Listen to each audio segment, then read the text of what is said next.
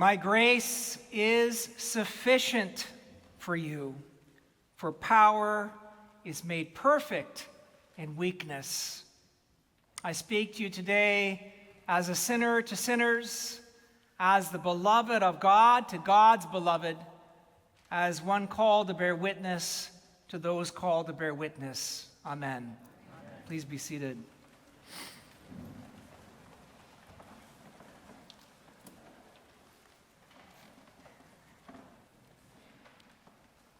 About 15 years ago, when we were on the island of Nantucket, which is where Claire's family spent their summer starting in 1963, Claire decided to get me a special birthday gift.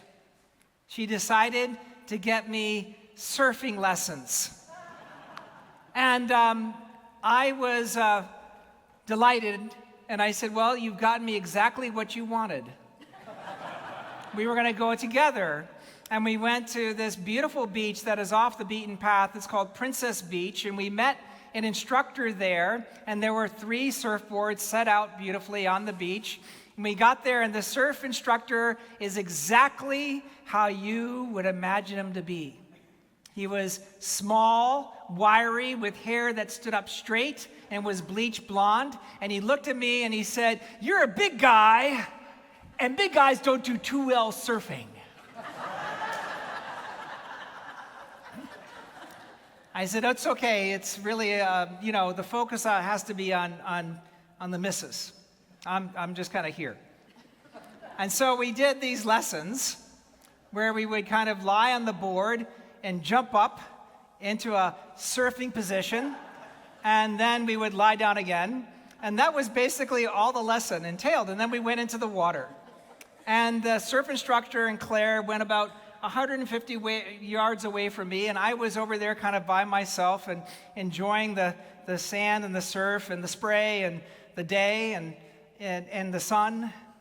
And then, out of nowhere, I saw the perfect wave. And mind you, I'd never been on a surfboard before. This was not an educated determination, but I knew it was the perfect wave in my bones. And so I turned the board towards the beach, and I waited to the right moment, and then I began to paddle. And as I'm paddling along, all of a sudden, I felt the current take the board. And then suddenly, the surf instructor who had been working with Claire noticed, and he turned to me and he began to bark out orders, and he said, "Paddle, paddle, paddle, paddle." And so I paddle, paddle, paddle. And then he said, "Get up, get up, get up."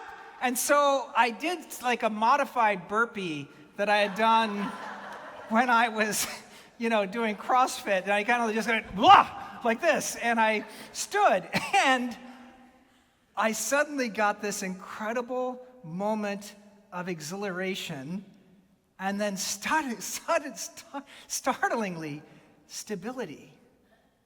And I could feel the wind coming by me. I could see the waves. I could see the beach. And I was standing without my feet were not, my legs were not even bending, right? And I was just completely "Ugh." And so then I bent my knees just a little bit, and I surfed all the way into the beach, and in a way that I've never been able to recreate. The board touched down on the beach like a plane landing on a runway. It just kind of went boop, boop, boop, and stopped. And I stepped off onto the dry land. I didn't even get my hair wet. And I went probably, 200 yards, but it felt like a mile. And I kept in mind the fact that, the Wright brothers, wasn't it like 117 feet that they flew? It was momentous, even though it was about 200 yards on the board. And I would like you to know that I celebrated with complete maturity, but I didn't. I danced around like a child who had gotten tickets to a circus. I was so excited, and I was so proud of myself.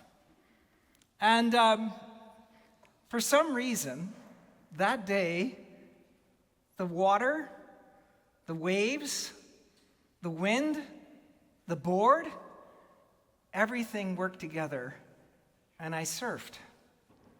And having surfed a few times after that, I've learned that that was just sheer luck. Because if the water was just a little different, if there was a little more of a chop, if the board was not perfectly balanced and big enough for me, if the waves were coming in a little too rapidly, that I would not be the surfer that I was that first time.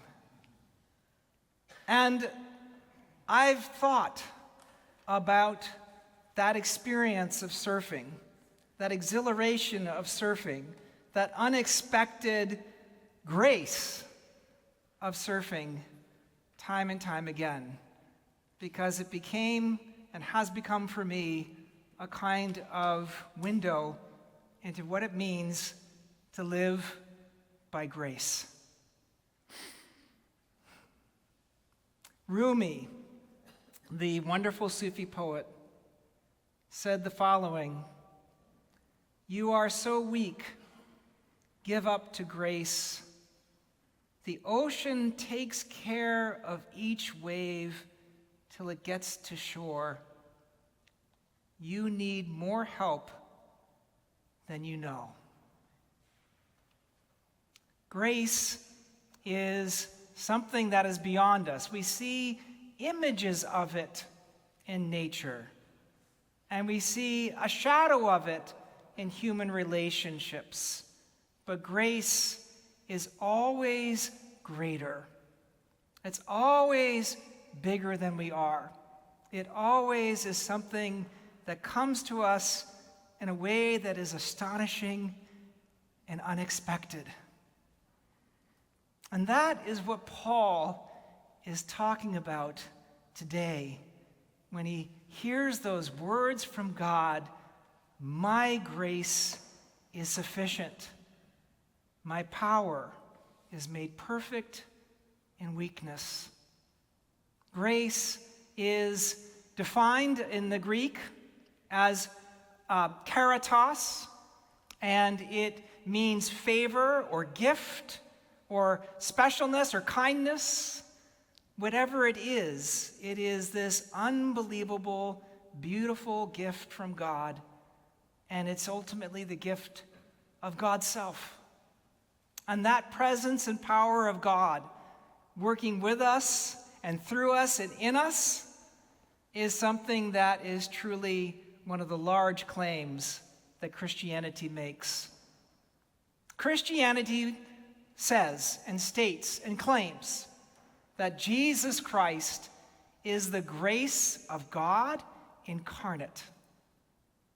Jesus Christ is the gift of God incarnate. Jesus Christ is the favor of God incarnate. Jesus Christ is the kindness of God incarnate. And because of Jesus, you and I have that grace, and it's available to us. It comes to us often when we acknowledge, as Paul does, our weakness. As much as Paul talks about that person, whether it's Paul or not, we do not know, who made it to the third heaven and saw great things, as we read today in our epistle, none of that compares for Paul to the experience of grace, that power of God working in his weakness. It is the large claim. And that promise of grace exists not only in the more than 140 times it's mentioned in the New Testament, it's one of the earliest promises that God makes in the Scriptures. The first time we encounter the word grace, we encounter it in Hebrew in Genesis chapter 6, where we read that God looked upon Noah with grace, with favor. And the word that's used is hen, from which we get the word Hannah, which is a beautiful woman's name for gift. or favor. God looks upon Noah with favor and decides to redeem the world and to obey that deep promise of God, because grace comes from God. And this brings me to my first point that I want to make today about grace. Grace does not begin with us. It begins with God. You cannot find your way to grace by speaking about human nature in loud terms. The way we find our way to grace, according to the scriptures, is by speaking of God in loving terms. And so it is that we find at the end of the first chapter of John that wonderful line where we read that the law indeed has come from Moses, but grace and truth come from Jesus Christ. Of him we have received grace upon grace. That grace begins in God. It comes out of God and is shared with us through Jesus Christ.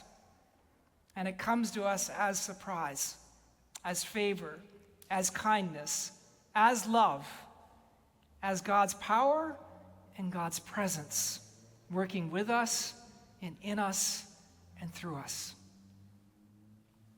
And that's why Paul in Acts chapter 20, when he is being imprisoned, says that he has come to preach the gospel, the good news of grace. To speak of grace is to speak of God's first promise to the world that is fulfilled in the promise of God's Son, Jesus. So grace begins in God.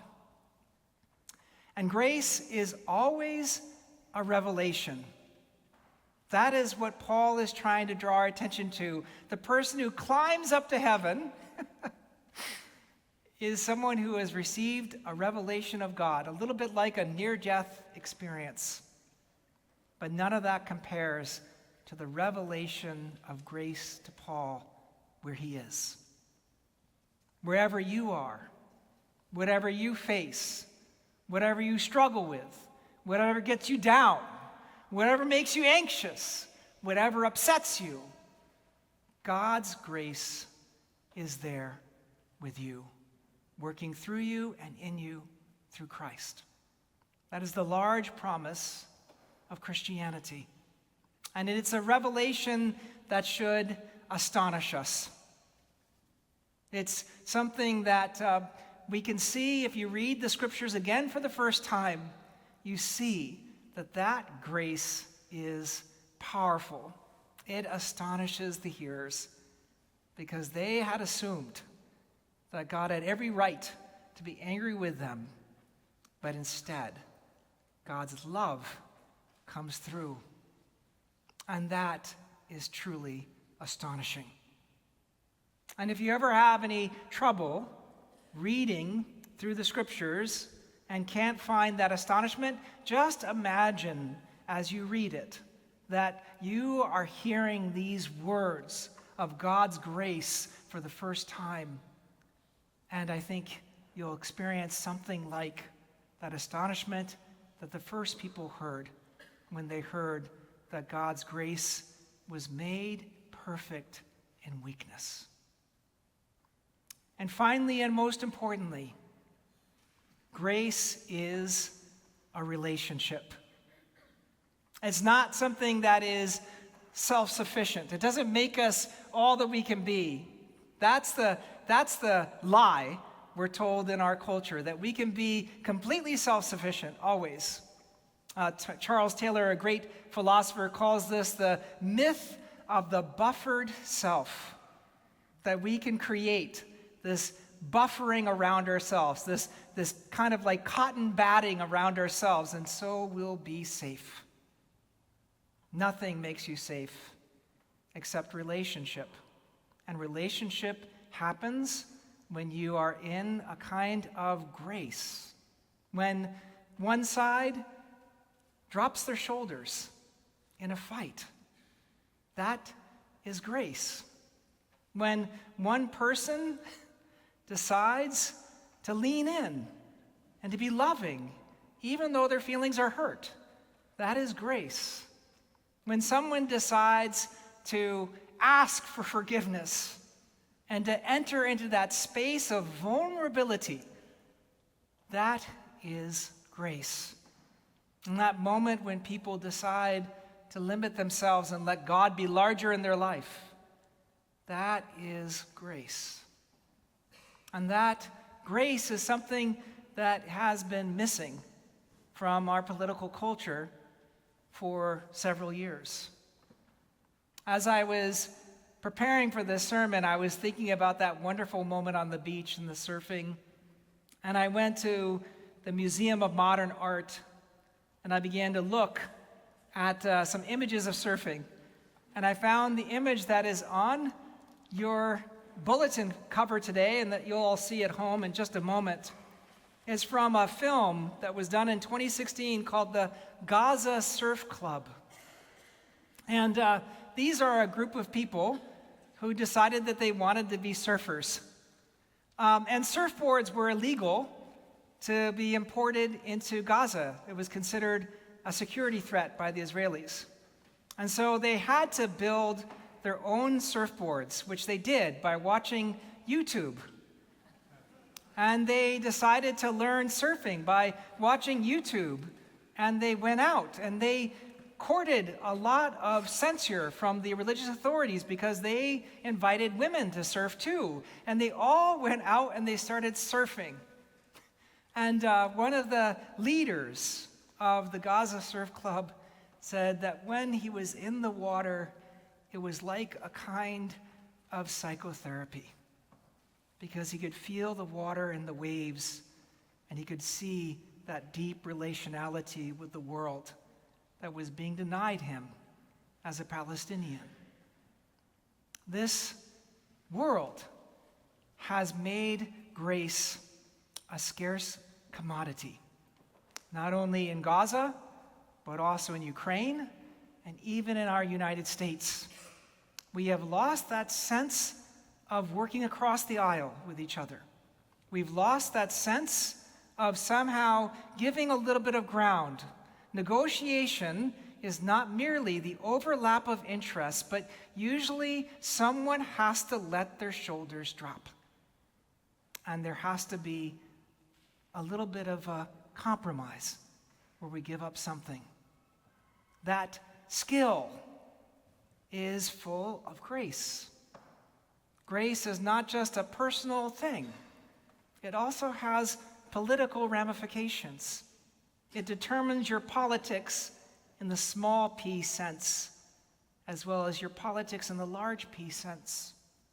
And the best way you and I can live into who God is calling us to be as a church in a difficult time is to be people of grace.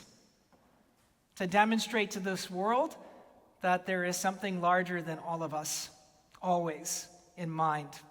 And that when we look at another person, we are looking through the eyes of Jesus at that person. And we know ourselves as Christians because we know that Jesus looks upon us through the eyes of grace and through everyone we're in community with. Grace is a relationship. And that relationship is precious. Everything hinges upon it. And therefore, today I invite you to claim it and make it your own. Make it yours forever. Hold on to it. Renew your commitment to it. Live by it. Walk in it. And let that be our witness in this difficult time. That witness that we will give together. Now, at the end of a sermon, there's always a call to action. And I don't really have a call to action today. I don't want you to double down on whatever you're doing. I don't want you to pray more. I don't want you to come to church. Actually, I do want you to come to church, if I'm being honest.